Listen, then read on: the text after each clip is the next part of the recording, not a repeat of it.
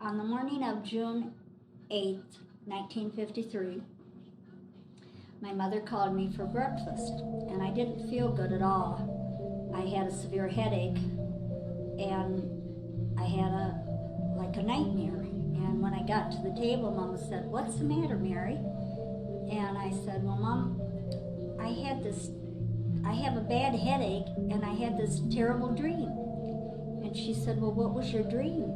And I said, "Well, I saw trucks going by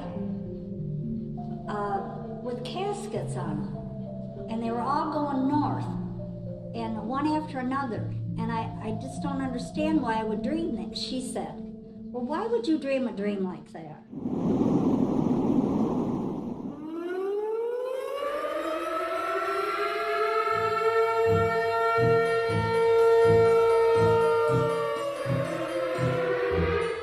All we seen was that sky, the tree, and boom, It sucked the tiles off the floor. All that was left was I cement. never heard so many sirens in my life. It was just solid, come and go. There were bodies laid out on the ground. The whole family, everything was gone. I had a lot of cuts. My ear was almost cut off. I had a big cut on my leg.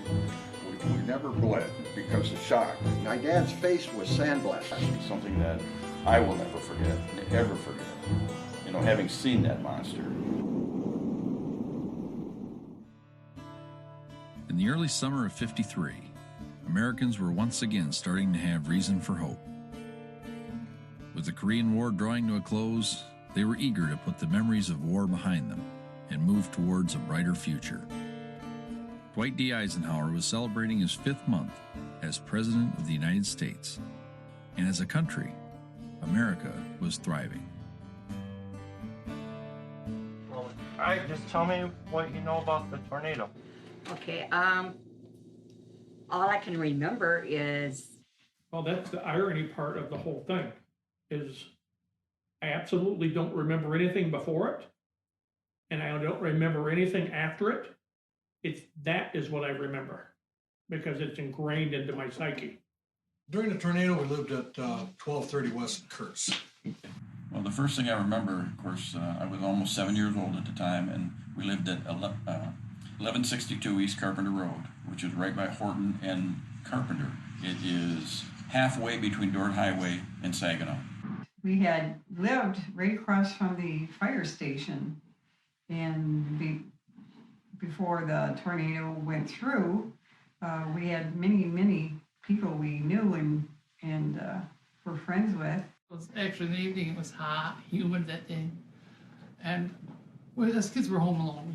There's 4 of us, and my mother was at work. She had to work, and my sister was 2 years older. I was 12 at the time. She was 14. We had 2 younger siblings, a brother and a sister.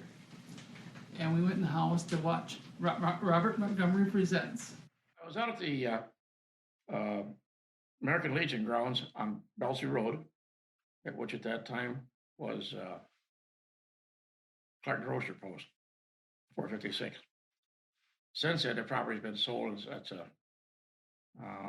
Veterans of Foreign Wars. Anyhow, we're out there cleaning property. Oh, I don't remember a whole lot, but I can tell you what I do remember. I was only about like 4.5 years old then. What I remember is sitting on the arm of a chair. My little brother was sitting on the other arm. My mom was in the middle reading a book to us. We just got done listening to a show on the radio. I think it was a Lone Ranger. We were cleaning, having the septic tank, Don Sims, I guess that was. And they were cleaning out the septic tank, and his family came out, his wife, and she brought him something to eat. And I thought, oh God, how could they eat with that, septic? I lived at 618 Rankin Street. It was the first block off Saginaw Street. We lived at, I believe it was 1073 Coldwater Road. I don't remember much of what happened that day before the tornado hit. You don't pay attention to that sort of thing. But I was at a guy named Woodford Hill's house. He lived on Kurtz. In those days, we all lived in little 2-bedroom shacks. No bath. We had outdoor toilets, and there were little trails going between each house. And we used to we were barefooted all summer. We never wore shoes in the summertime, ever, you know, from the time we were from 5 to 15. And Wilford was a young guy. My dad was older. My dad wasn't a good mechanic or anything. And Wilford was a young guy from the South, and he had 2 daughters, Vicky and Jeannie. And he would help me fix my bikes. Well, we were at a Polish family's house, the Kruskas. I eventually was best man at Jean's wedding. We live south of Pearson Road, and I don't know the name of the street even now.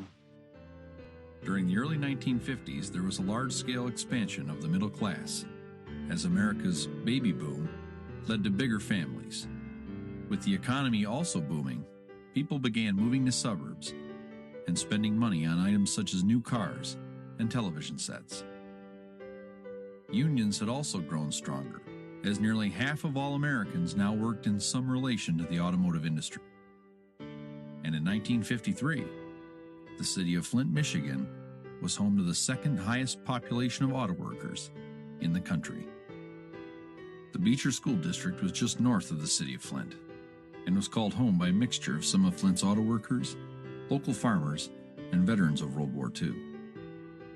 While most of Beecher was covered in farmland, there were many homes and small businesses nestled in the area. Beecher was probably best known for its drive-in movie theater, which was located near Beecher High School, as well as for its brand new General Motors Turnstead plant, which was being built on Coldwater Road. Most of Beecher's residents were in the lower middle class, but that didn't stop them from creating a loving and friendly community. The day started out as a typical Monday, with the warm air of spring breathing life into a new week. Parents went to and from work, and children played together as the excitement of summer was almost upon them.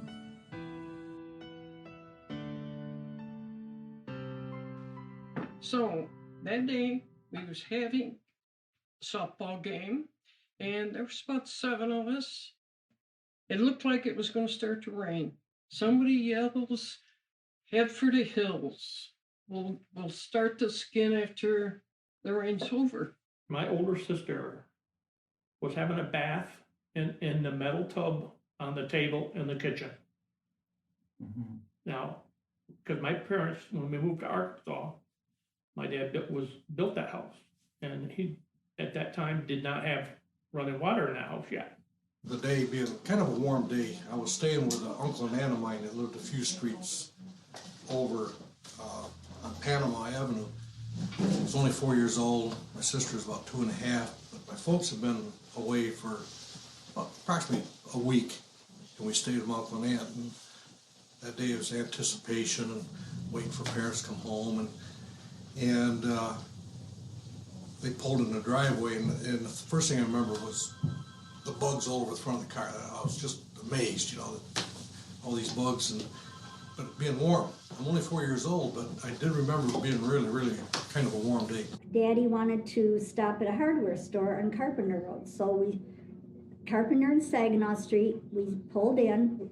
You'd go in there, and there would be tables, and they'd put the clothing, fold them, you know, and they'd be on the tables. They didn't have racks, basically, to hang things up. And anyhow, we went in there and looked around. They didn't have what Daddy wanted, so we all went back and got in the car. When we got in the car, my mom said, "Dave, I don't like the way that sky looks," because it was black. It's just black. We knew there was a storm coming in, and it was in the evening, of course, and it had started raining somewhat. But the thing that I remember the most, of course, being that young, you know, you remember traumatic things, issues like that, was how black it got. I had never in my life seen anything so black in my life. It was like somebody was pulling a black blanket over us. As the sun started to set, the attention of many of Beecher's residents turned towards the sky as storm clouds began moving in. We were playing outside. I lived on Kurtz, 1109. It's almost the summit, 1 block the other side of Saginaw or Coldwater. We didn't have sewer, so all the water was there. It was like a lake for us. But anyway, we had to come in because they gave a tornado warning. We're getting ready to go to the drive-in. And being young kids, the storm didn't stop us when we wanted to go somewhere. So my brother heads towards the neighbors. I head home. By the time I get there, my mother is at the back door. She opens the door, and then it starts pouring. Of course, that's when it started getting dark. The thunder and lightning. It's just, oh, we gotta turn the television off because Mom says the television has to come off and it's gotta be unplugged. So, we can't do that, so we had to go play a game at the table. So as we went in there to play the game and got it all situated, didn't take long for the hail to come. And my sister said, well, and that sort of broke a window, so that sort of scared us a little bit, so we got under the table. Then by the time we got under the table, and then pretty soon it starts getting windy, starts raining, and then the screen door is kind of bouncing in and out. And then it really starts getting windy. My mother says, go close your bedroom windows. So she goes into her bedroom. I go into mine, which I shared with my brother. And there was 2 twin beds. So I jump up on a bed, and then I look, and at the gas station, it used to be a gas station kitty corner to Beecher High School. Okay. And I said, Mom, look, it's exploded. I thought the gas station had exploded because there's this big black cloud over the top of the gas station. We were in the living room. I remember my dad getting nervous, Everything was quiet. I mean, there was no wind blowing, there was no rain going on, and it was kind of hard to breathe. The rain stops, and you can't hear anything. Everything stops. There's no birds. Don't hear any dogs. There's no wind. And it's just like everything is still.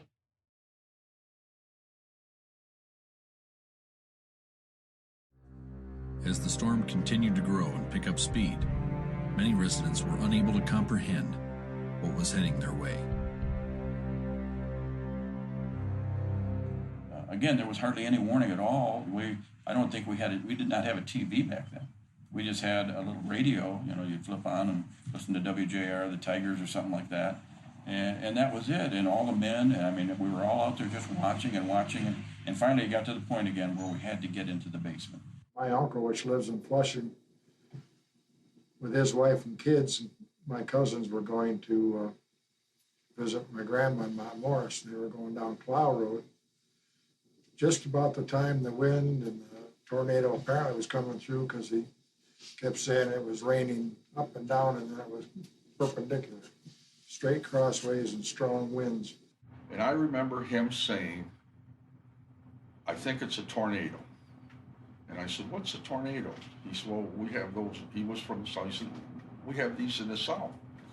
And I said, well, what are we going to do? My father, we were in the house, and my next door neighbor hollered, there's a tornado coming. We must be in for a tornado. Well, they had the door on the Yankee store was all glass. And I looked out the door, and I could see the trees hitting the ground like that. And my mother afterwards always said, your dad had to be proven to believe it. So he went outside, and I looked out the window, and he's wringing his hands. He's wringing his hands. He was scared. He was scared. I'm sorry, but that's what it was. My dad went to the back door of the house, and as a 4-year-old kid, you'd run along with your dad. And I remember looking out the back door, and I seen this tree laying down. To me at that time, it was a big tree. Well, afterwards, it was a big tree, big oak tree. It laid down, and my dad said, hit the basement. I remember him going out the door, the back door, and he apparently went and looked around the edge of the house. He come running back in, and he threw my mother on the floor, and he threw my little brother and sister on the floor. And he tried to grip me, and he had me by the fingertips, and I got away from him. I was scared. I didn't know what was going on. I went into the bar. I went into the building here. So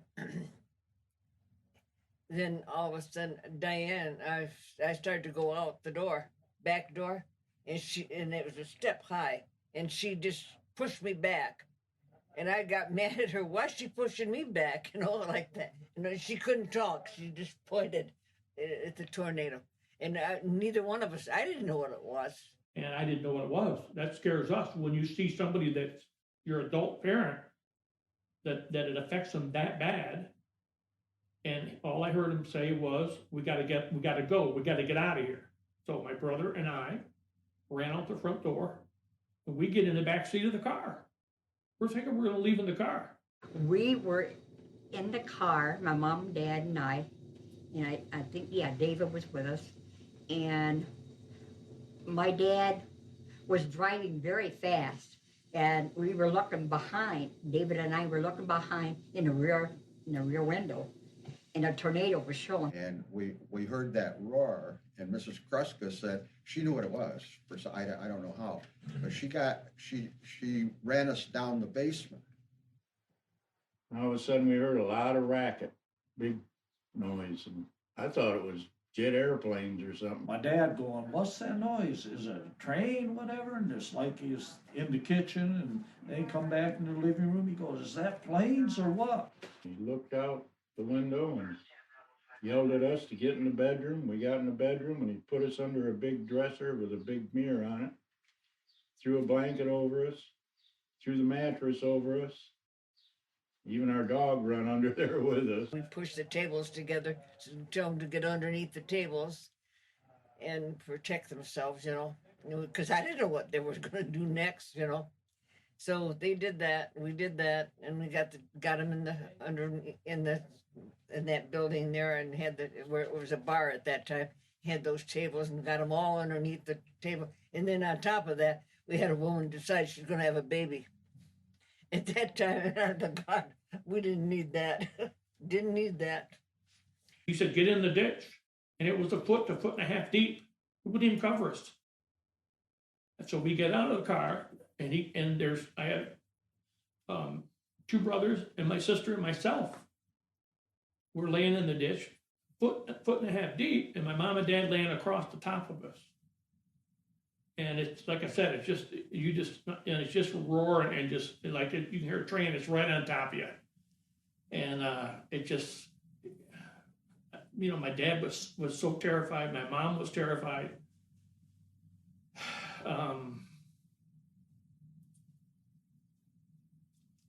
it just seems like forever before it ever left.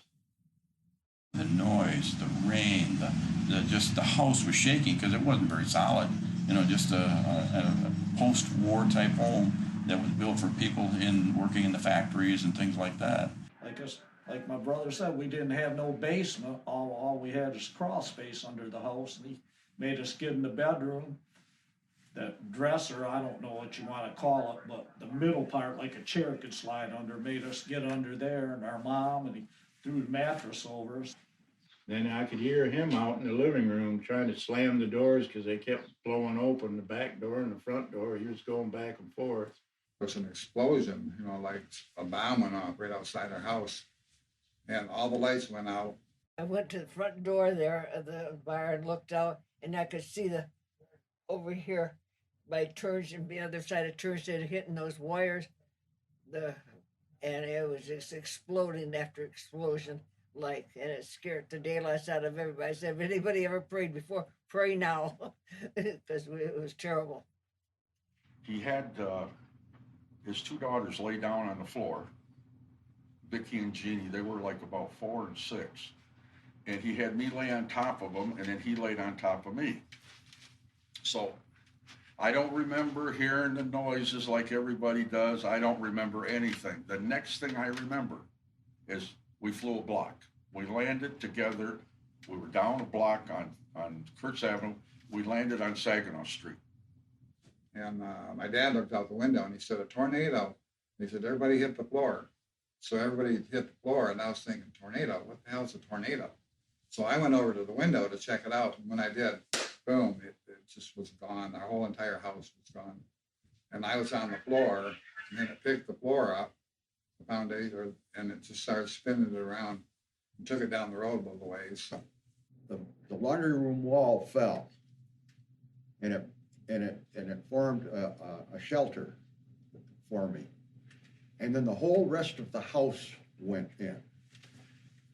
And the window blew out from the pressure, and I climbed out, and I saw a car going like this as I was climbing out. The tornado had lifted the house up. And I almost got to the door, and it exploded. I mean, it was just boom.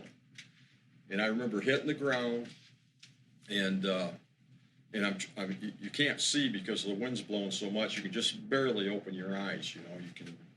It was horrific, man. It was bad. And I remember the same thing, Joe. I remember a car going over the top of us and just smashing over. I can't remember, over the neighbor's yard.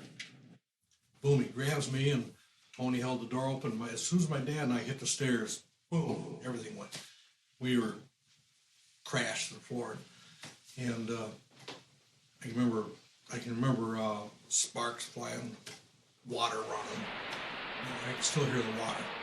And Dad set me up on something. I think it might have been the boiler, and I could see out the window, and I could see some fires running across yards. I take the covers, pull up over my head, scrunch my legs up, and then the next thing I remember, I'm kind of floating. I have a hold of a blanket.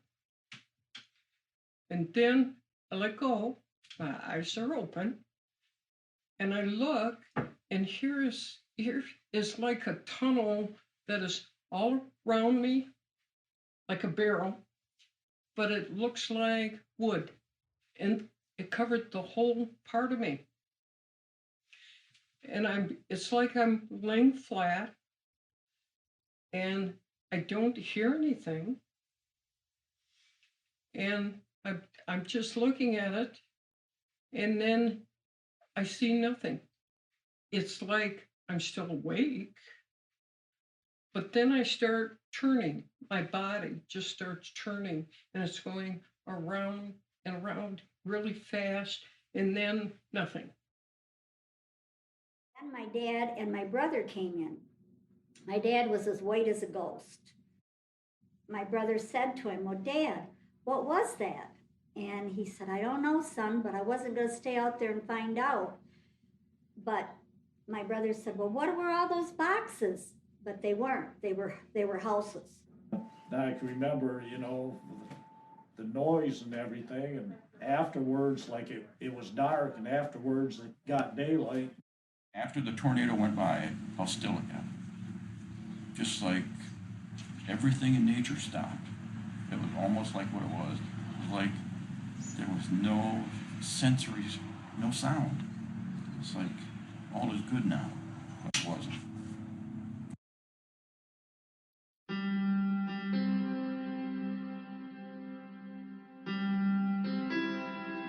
And just like that,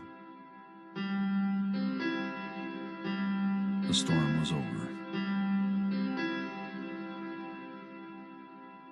But when the tornado finally returned to its home in the clouds, 116 people were called home along with it.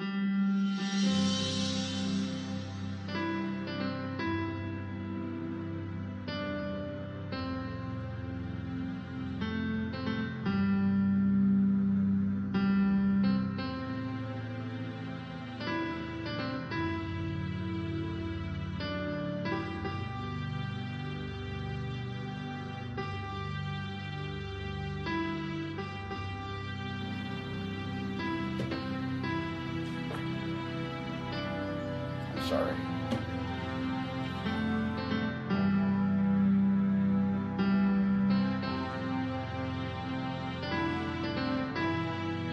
Half of the Beecher High School was, sorry,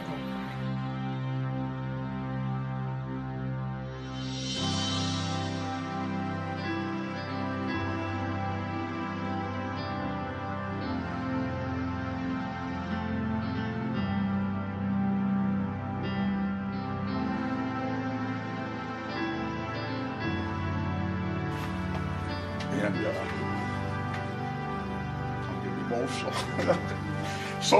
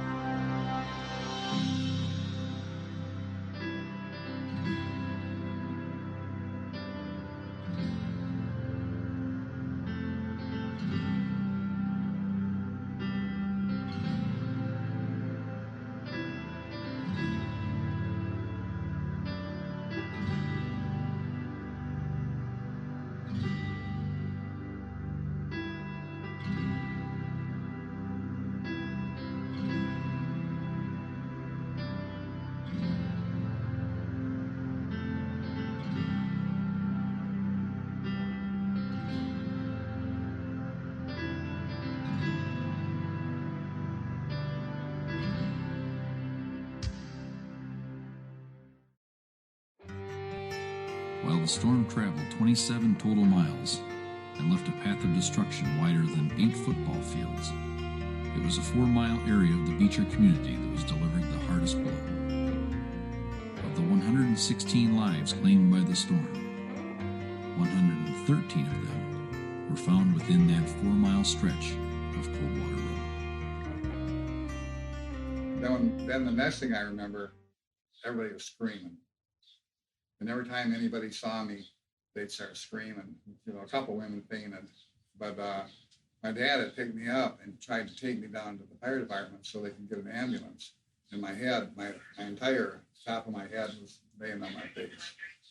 And then they couldn't do it because the lines were down. So they had to somehow get me. I had tennis shoes on. They somehow got me across and got me into an ambulance. We're in the car, and now we turn around and we go back to Kurtz Avenue. Kurtz Avenue is just south of Coldwater Road. I don't know, maybe 2 or 3 blocks probably. I'm not sure. So we went down there, and there were no houses. What houses were there? What I remember was brick, and the curtains were, hanging out the windows, and there were no windows. And they had already lined people up on the ground and covered them up with rugs or whatever because they were naked, and covered them up the best they could. And my dad pulled in a driveway like where there, had been a house, but there wasn't one. And there was a car up a tree, and the horn was stuck. And it was just eerie, eerie, eerie. My brother was Dave. He was on Carpenter Road, and he ran all the way down, trying to get to us, and he was scared to death too. But he said he was stopped. They were stopping him, and then, trying to. Then he yelled. He said, "We got to help them people. We got to help them." So I said, "Well, whatever we can do, we'll do." My grandmother lived in the street north of us. Was Yale Avenue, and she lived west of Detroit Street. She lived by herself. That was my mother's mother. So after the tornado had passed, of course, then all you could hear was sirens going. Sirens, sirens, sirens. There was fire, police, ambulances, everything. It was just total chaos, similar to the World Trade Center. I can imagine. That's all you could hear. So we were able to get down to my grandmother's house, bless her heart. And it was between 8 and 8:30 is when the tornado struck. And she was already in bed sleeping. We got there, she slept through the whole thing. And she had an outhouse out back, and the wind blew it over. And that was the end of her. No more damage was done to her. We woke her up, and told her what had happened. Next thing I wake up, I shouldn't say wake up because I don't know what happened, but I'm laying flat like this on the ground, my arms down, and it's still light out, of course, but I open my eyes and it's all black, like it's nighttime. I'm blocked in. And so I go back like this, and there's something behind me. So I'm very calm at this point. Actually, I was always calm. So I wiggle my feet. I put my legs up and down, and I go, there's nothing there. So I twist around so that I can go that way.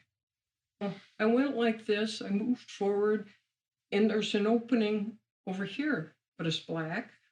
So I go around the corner, and I get to a point, put my hand out, it's blocked. So I take my left hand, I'm right-handed, take my left hand and I shove it.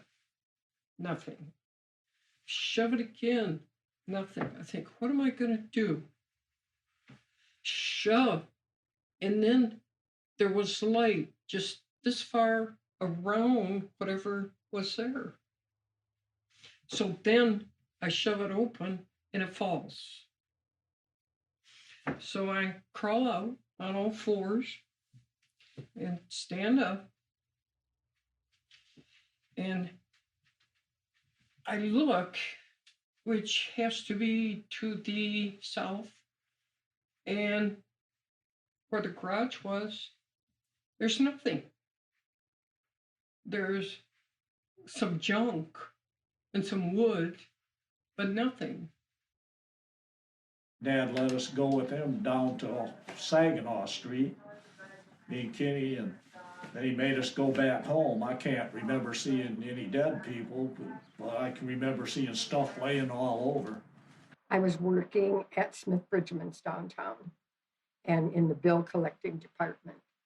And all of a sudden, just before 8 o'clock, they announced the store was closing, that there was a bad storm, and everyone was to go right home.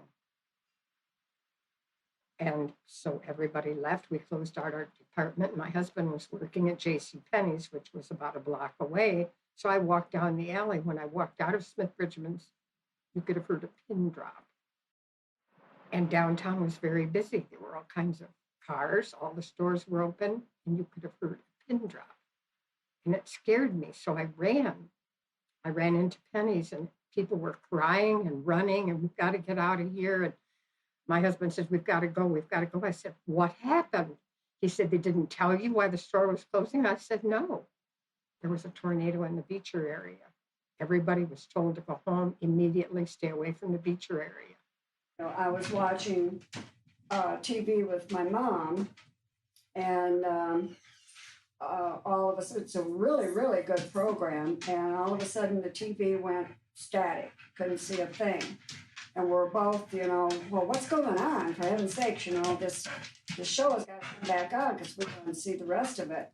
Well, then we both noticed, because we lived a half block from Saginaw Street, that there was just one siren after another going down Saginaw Street. So we got up and went out on the porch, and of course it woke my dad up, and he came out there. Well, then, you know, we're going, well, what's happening? What's going on? Because there was no TV to tell us. And so Mom turned on a radio, and we heard that a tornado had gone through. A lot of debris on us, and my dad was talking about not being a World War II veteran. The Japanese finally retaliated. That's the only thing he could think of, was that the Japanese come and got us. Well, we were trapped, and he's trying to find a way out. The Tony DeMess, he had the storm had taken him out of the house. Tony and his wife and their boy and my mother and sister. Well, anyways, he had taken inventory, had all the girls, and he pulled the debris off us. And as we were coming out, I can remember seeing Tony right there. To this day, I'll never forget that face, even though it was dark. And he pulled us up, and he says, "Hey, everything's okay. I've got the girls. The kids are all with us. And all they want to do is get out of there." Okay, we wanted to get out. Well, there's a street behind us, Lewis Street, and there was a lot of cars lined up there. I remember the car horns, and it was raining pretty hard, the lights, and my dad grabbed my mother and my sister and I, and across that field we went, and I remember this car right there. My dad just opened the door, shoved that woman aside. He hijacked the car. He literally hijacked the car. And I can remember him just in a panic trying to get out of there. And my mother was hurt pretty bad. I remember her having a lot of tissue damage, but he wanted to get her some help. And I can remember my mother telling my dad, "Dar, slow this car down, because whatever it was that didn't kill us, you sure as hell will." Yeah, well, when I climbed out, I went to, the Jensen family lived next door to the Kruskas, and I went, and people were standing around in knots, and there was the hiss of gas coming from the mains that were broken, and people were just kind of wandering around.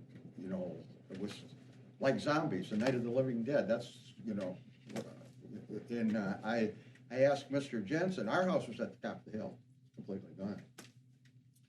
And I asked Mr. Jensen, I said, "Do you think my family's alive?" Nobody was panicking. It was just normal conversation like we're having here, you know? And he says, "You gotta go check, Joey, you know, we're checking for our own family right now." And I went up the hill and found my people. When we came to, my brother ran the other way, and we was yelling for him to come with us. And of course, he everybody's in shock because they don't know what's going on. It was just leveled. Everything was leveled. You wouldn't amaze. It was amazing. We had our neighbor. They were Johnsons. They had the same name as us, and they had their mother was living with them, and she was just covered with blood. I thought, was real impressive with me because I was a little girl and I saw all this blood. It scared me half to death. I thought she was going to die. I don't know if she did or not.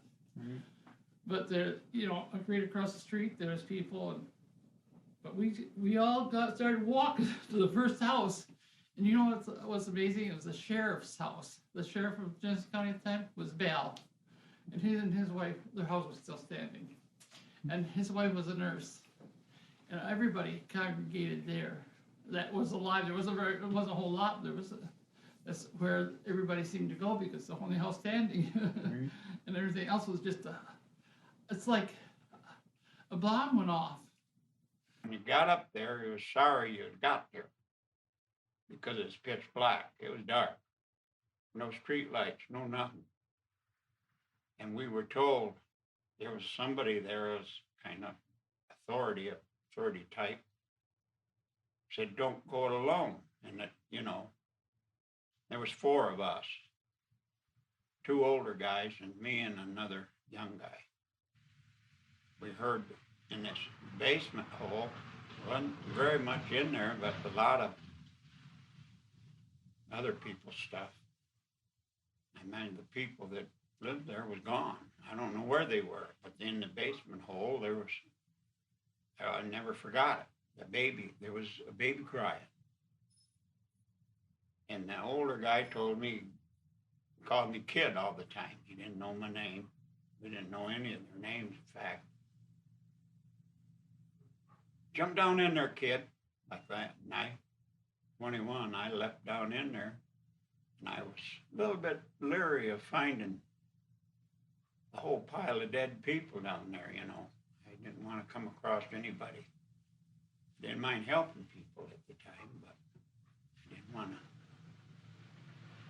come across any dead bodies. And the baby was in some trash, in some junk and stuff. It was movable. I just moved. And I handed it up to the guys up here. And that's the last I remember. That's the last I seen of the baby. And for years I wondered where his mother and dad was, or his or it. I don't know what it was, boy or girl. But it always bothered me. I'd like to find out. I stand there and I look down at the ditch. Here's my mother's piano, kind of banged in, but I knew it was broke with no fixing it. As I was looking, all of a sudden I see somebody stand up and come towards me, and it was my mother. And so I just stood there. I don't know why, but I did. Maybe I thought I couldn't get through all the garbage. But then I looked and I saw this flat cement. And I think, that was our floor. Where's our house? And it had even ripped the carpeting up off the cement. There was nothing left on it except my dad's chair. That's all that was left. And it was right where I can remember it being. There was nothing else. And so my mother come over, and then my brother come up from the neighbors. He said they had been in the basement, and they come out. They were fine. They come out, and my brother was saying that before they went to the basement, they saw a car twirling, and they saw a refrigerator twirling. And so 4 of them went into the basement. So anyways, he come up and he said, my mother was calling for you. One of the guys said, your mother's calling, you better go home. So he come through all that stuff by himself. He was 13. Then we went across the street to our neighbors. I went out on the back porch, and there was a fella knocking on the door, and he had a baby in his arm. And he says, and then other people came. He says, does anybody know whose this baby is? And nobody did, so he went on his way. That was the first time I realized I was afraid of, I'm not going to think of it, the kind of bug, June bug. A June bug came and got right in his hair, little things you remember. Right. And he took it, he threw it off, and I've hated June bugs since. I was laying down and I couldn't move. I mean, it was just like somebody beat me up real bad. And I remember I kind of looked around and I see spurts of fire coming up from houses where the gas was, going like that. And it was just silent. Then you could hear people crying and whimpering and stuff like that. And my dad come over and picked me up. And my grandparents lived on Saginaw Street across the ball field. And I remember my dad picking me up because I couldn't move. My little brother and sister, they could because they'd protected them. And we were going across the ball field, and I remember my dad. There were a few bodies laying on the ball field, and I remember him taking his foot. There was a woman. I'm in his arms, and I'm looking. He kicked the woman over with his foot, and her hair was like this here, and her eyes were wide open. And he told my mother, he says, "Well," he said, "I think that's Francis." They had sent doctors and nurses throughout the area there to try to get people and try to get them to the hospitals. Well, my mother and dad weren't shot, so this nurse came over. And she told my dad, she says, "You better let me take him. He looks like he's pretty bad." So my dad just handed me over to her and her husband, who was a doctor. And they took me to Flint Osteopathic Hospital. Well, by the time my mother and dad got to my grandparents' house, they were in shock. Apparently my grandfather and grandmother says, "Well, where's Philip?" And my dad says, "Well, I don't know. He must have got lost in the storm." He didn't remember giving me to this nurse. Kind of dusting ourselves off, and Philip brought a few memories back. When everybody's talking, you get memories. But I said, "Is this a dream?" And he said, "No." He said, "It's real." So he said, "I got to get you back to your folks." And we started walking, and there were, like Philip said, there were gas fires. Those days, all the stoves were gas, So there was all these little gas fires, and there was bodies laying everywhere. And I didn't pay any attention. I seen bodies laying, people, women moaning, people screaming. It was like we're in hell. Within 12 hours of the tornado touching down, 684 members of the National Guard were mobilized and on duty. They set up temporary morgues to house the dead and set up blockades to keep people out of the devastated area. And I was going up to see Mary Lou was her girlfriend at that time. And so what I had to drive was a tractor, pulls a semi. I jumped in that, went up the Dordt Highway. I got as far as Carpenter Road. I couldn't go anymore. There's debris all around the road. And police was there to stop me. So I went west on Carpenter Road, cleared to Linden Road. When I got on Linden Road and turned, first thing I seen was a barn, on the west side, down. I mean, it was completely down, big barn, all gone. So I got as far as Stanley Road. That's where she lived, was out of Stanley Road with her folks. So I turned down a Stanley Road, come all the way across. It wasn't too bad. I see a house here on my right every now and then. I was down.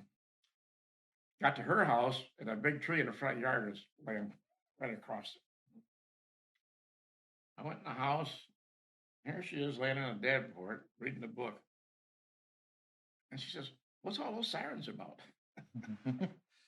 I says, "Well, a tornado just went through here." She says, "No kidding." I said, "Yeah." And they were, I mean, it was noisy. So that's about the end of my story. It's not much. But the next day, I stayed there overnight with her. The next day I left and I see the debris then. They had Dort Highway kind of cleaned up a little bit.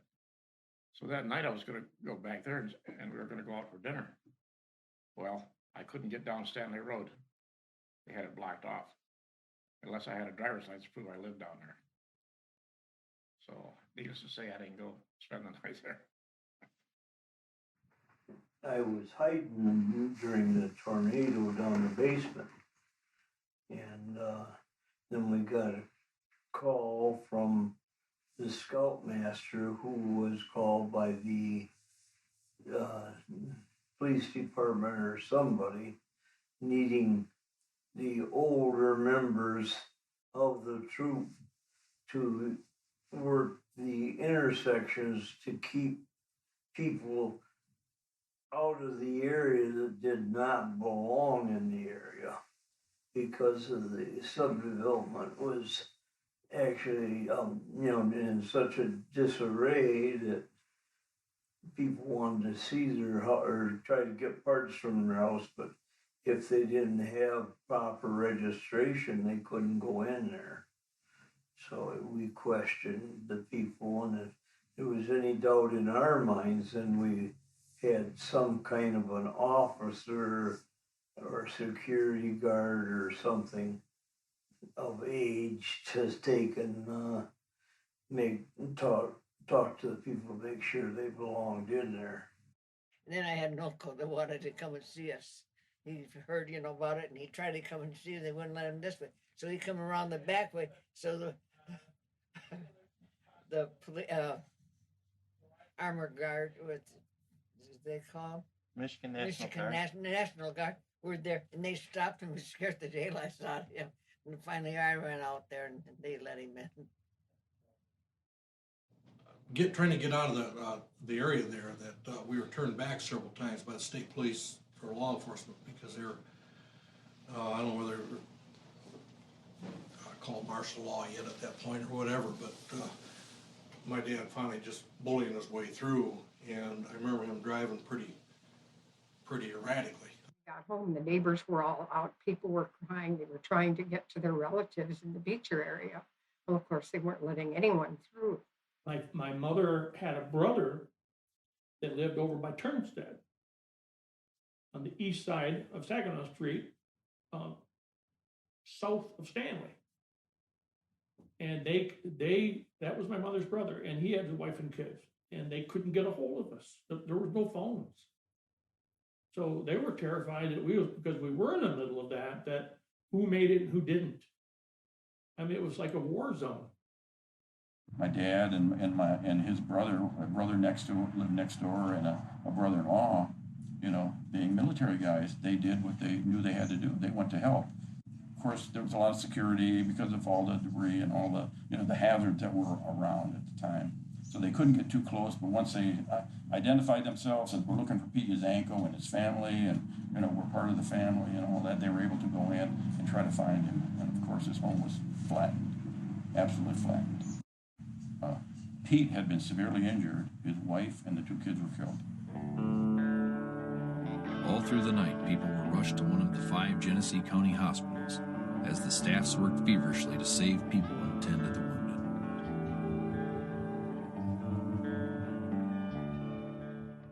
And we went to Hurley Hospital and we're going to donate blood. Well, they took my husband's and they took Bob's blood. They wouldn't take mine because I was 3 months pregnant. So they wouldn't take my blood. And they still wouldn't tell us what was going on, except there had been a tornado somewhere. I worked in the emergency room cleaning up and registering people in and that. And the people that were coming in there, some of them had like their scalp gone back and stuff like that. It was just a devastating thing to ever see. And it's something I hope I never have to see again. All the hospitals were full, because there were so many people coming in. And I ended up staying in the hallway, I don't know, what floor. And my head expanded, it was like that big. My whole entire head was a bruise, and my parents, it took them a week to figure out who I was.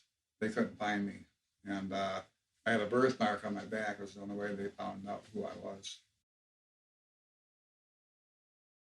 They brought me to Flint Osteopathic Hospital. They immediately put me into a tent, one of the tents that they, what do they call them?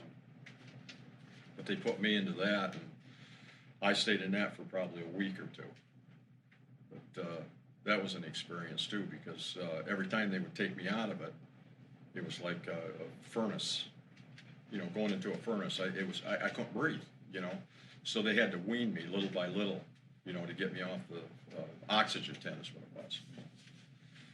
Well, I remember being in the hospital. I remember it was, I felt good as long as I was in the oxygen tent, but I was, you know, I was whipped. I mean, they gave me a 50-50 chance making it. And I remember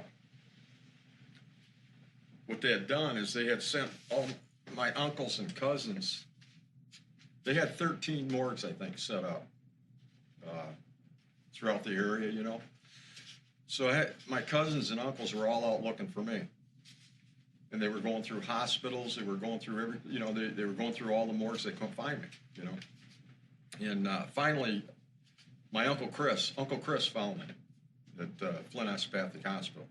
You know, because, you know, I didn't have no identification on me or anything, I'm a little kid. So he found me and started screaming and crying, got everybody there, but I just, you know, I was just laying back. I mean, I was half dead, you know. I didn't, you know, nothing really meant anything to me. I was there. But a couple days later, I remember my Uncle Chris coming in, and he brought me in a road grader, you know, a toy road grader. And it really didn't, you know, it was nice, but it didn't really affect me. And my dad, he had brought in, now this had been like about 2 weeks. My dad brought in a brand new bicycle. I never got a bike. Yeah. He brought in a brand new, and I always wanted a, you know, a new bicycle and stuff. And I remember it was a Murray bicycle. Brought it right into right alongside the bed. And I got well after that. I wanted to go ride that bike. Got us to the doctor, and I remember my mother laying up there in a gurney and the doctor coming in trying to clean her up. And I remember, if I remember right, it was close to 400 stitches to really tighten her up. I still remember muscles in her legs, and, you know, to her death, there were still scars. You know, we went up to the hospital to see him when he was there, and of course help him grieve for the loss of his wife and the kids. And, you know, you try to bring everything back to normal and help them. And, you know, we were trying, everybody that was part of the family, the nuclear family that we had, we're trying to do everything we could for Pete to help him, you know, get himself going. And he was injured for quite a while. He didn't go back to work because of the injury to his head. Like I say, he had a dent in his head, an actual dent in his head. And I just, you can't conceive of, you know, again, being so young and seeing an injury like that. But again, the men of our families that had seen those things in the war, you know, they were strong, and they were, you know, things are going to be okay. Uncle Pete's going to be okay. While some had no choice but to move in with relatives or to find new homes in new neighborhoods, many of the Beecher residents decided to rebuild their homes. And then after that, to see the destruction that had happened, you know, they had a huge mass at St. Agnes. You know, we have pictures of that. And of course, the National Guard Armory was the morgue downtown Flint on Lewis Street. You know, and kill 113 people and wound 640 and 340 homes destroyed in that matter of seconds. You know, from the time it landed at Linden and Coldwater Road and went practically to Port Huron. Not quite, but the devastation wasn't as strong anywhere else except in that smaller area that just east of Beecher. A few days later, after they started letting people go in, we went over and looked at our house and were able to get into some of it and it was just demolished quite a bit, and the bathtub was still there, and what had happened was a board through the wall right across the top of the bathtub. Anybody in there taking a bath would have their head cut off, and it was just really devastating. All the down buildings and all the things we remembered, how it used to be in the high school, and all the things, swings and all that were just torn right out of the ground. We set up a hospital, like we got all the material we could get, bandages and whatever we could get from the people in the park, and they all chipped in. And then the park, we had the grocery store there, and we went and got all the groceries out of the grocery store and made sandwiches, and I had women helping that were in the park helped, made sandwiches, we made coffee. Now we get the water, couldn't use the water here, so we had to go to the pump in the back. So I had brand new garbage cans, and we filled them up with water and brought it up there.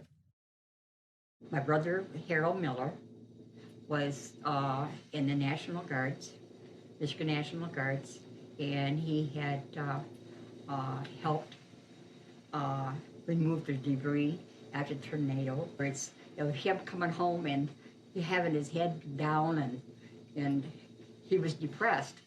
And that was probably the reason, because of all the different things that they had seen that they had probably never seen before, of helping, clean up the debris. When I went back out there, I do remember one thing that stuck in my mind. Soapy Williams was there. Have you heard anything about him in that area? He was at the corner, he was up by Beecher School, the corner of Coldwater and the Dixie. That was our governor, G. Menon Williams. And he was there. He was also the first one to drive across the Mackinac Bridge and stuff like that, But I thought at the time it was pretty good for our governor to be there, and because there was a lot of people there. There were people there was walking wounded. They didn't know where their family was. Now that had to be something. You're up there, don't know where your house is and don't know where your wife is. Stuff like that. That stuff that pried in my mind, We were lucky not to be there.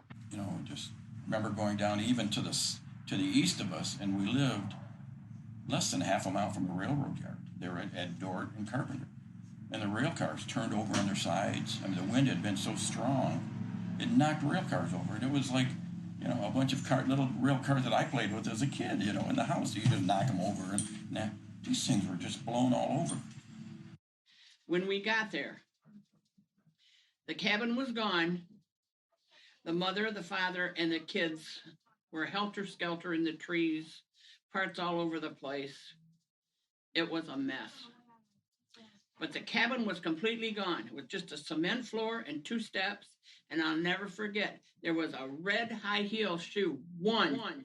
So after the tornado, there was the Red Cross and Salvation Army and, a lot of those type of things.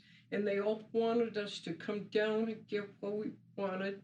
We went to the Salvation Army, and we was walking up and down. There was just gobs of coats and clothes and everything. So we walked up and down, and my mother was picking out stuff, and she kept telling me, get some stuff you want. And I'm looking, and I'm thinking, I don't care, let her do it.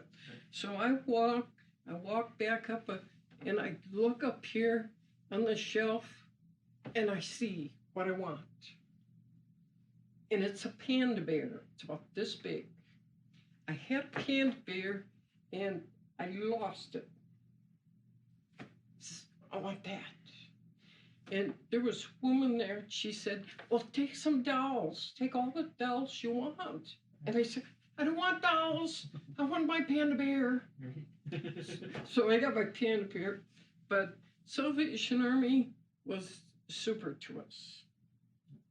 Couldn't have been better. We got everything we needed from them, you know. And I know the Red Cross was out there. They did a super job. And volunteers were just super. The Beecher tornado would eventually be classified as a Category 5 on the Fujita scale due to the amount of destruction that it caused. The tornado itself reached speeds of nearly 35 miles per hour and produced wind speeds of nearly 300 miles per hour. The wind was so powerful, in fact, that it propelled full-size cars over 100 meters away. Yet through all of the horror and tragedy, some witnesses were left with a sense of wonder. For 58 years, the Beecher tornado was the deadliest in the United States. It's been over 6 decades since disaster struck this community. But for most people, the events of that day will forever be in their minds. A couple of weeks later, my husband and I tried to drive through the Beecher area. Half of the Beecher High School was broken down. I think it was the gymnasium part. It was destroyed. Homes flattened, devastation everywhere. It was the worst mess I have ever seen in my life. I never want to see it again. It was horrible. We saw a twig blown into a tree. It was in one side and out the other, a twig, like off of a broom, blown through a tree. How could that happen? There were cars overturned, houses smashed. The devastation was horrible. You could not believe the horror that we saw. People trying to clean up their places and crying because their homes were gone. Families were gone. My dad had bought a car, 1950 Chevrolet. I remember it was that off green color, weird color 4-door. And to this day, they've never found it. It disappeared. It was gone. That's when it got me, though, was where them cows was still in the stanchions and the barn was gone. I talked to a farmer and he had a few cows that had some cuts and bruises on them, but other than that, they was right there. Their necks was still in the stanchion. As odd as that. I had taken tap dancing lessons from a neighbor down the street, and there was another young girl, a little bit younger than I was, and let's see, Paula Birkensteff, maybe. And she had won a bike doing something, and I'm not even sure what, but through our dancing teacher, Darlene, she told the girl, and the girl gave me her new Schwinn bike. One of our grandmothers lived with us, and as I said, she lost her leg. That was the only really severe physical damage that was done to anybody in her family. My dad had a new Buick, and that was just a week old. It was just a week old, and I remember him lifting the hood, and, hey, Tony, look at this here. And there was a stick driven right in the side of that block. That's cast iron block, and there was a stick driven in that block.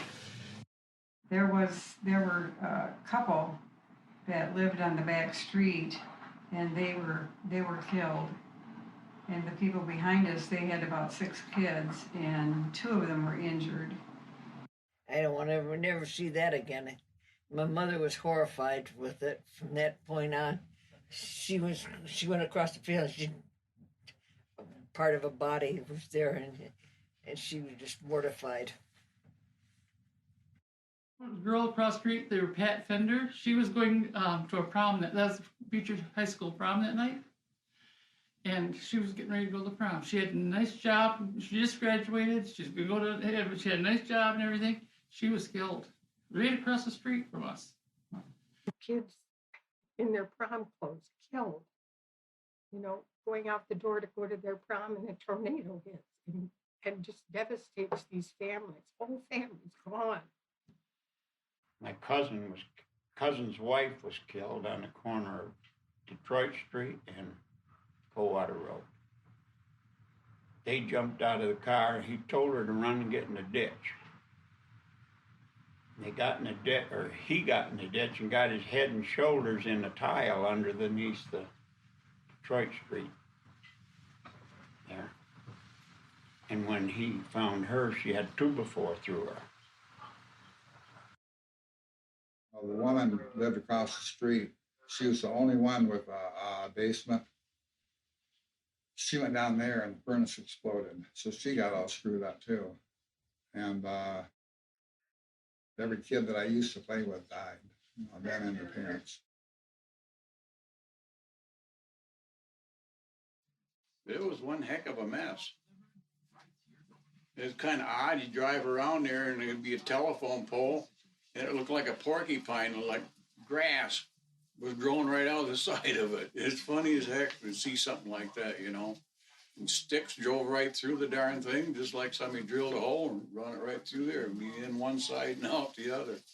And right away after, me and my cousin, they lived next door shortly after the tornado. We used to play tornado all the time. We'd be outside running along, we'd have a sheet. We'd go, there's a tornado coming, and we'd fall down, pull that sheet over us like that was our protection. That is beyond horrible. Right from the description of the sound, what you're hearing, and then see the aftermath and the magnitude of all the sirens. And it's getting dark. It's just, I don't remember any more after that. I don't remember any more after that. It's gone. That's what I remember, is that tornado landing. At a time well before any kind of advanced weather warning system, and in a state that had rarely felt the effects of this kind of storm, the Beecher tornado aimed, fired, and nearly unraveled a small middle-class town. But in that darkness, the community came together to shine a light of hope and to prove that nothing is stronger than America's spirit.